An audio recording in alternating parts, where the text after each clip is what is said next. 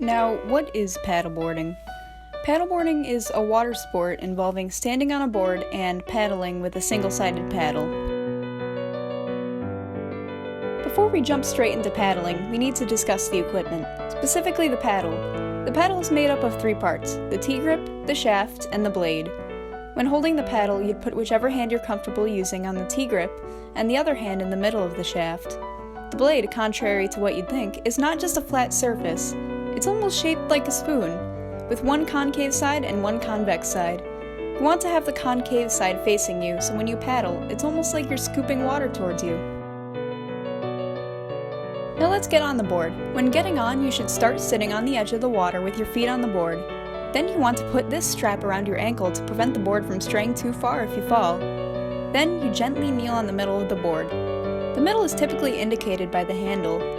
Finally, you paddle a safe distance away from the edge of the water so you won't crash into it and hurt yourself.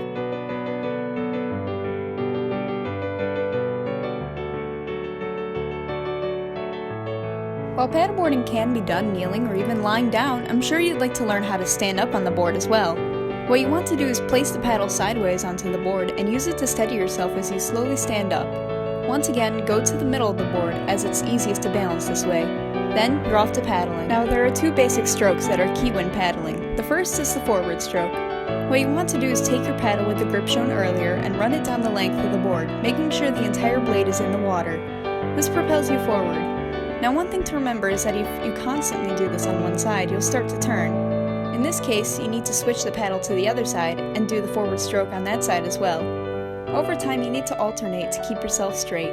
Remember though, every time you switch sides, you need to switch your grip. Next is a turn. To turn, you want to drag your paddle all the way along the board like a rainbow. Do this on the side of the board opposite of the way you want to turn. Keep doing this motion until you're in the desired direction you want to go in.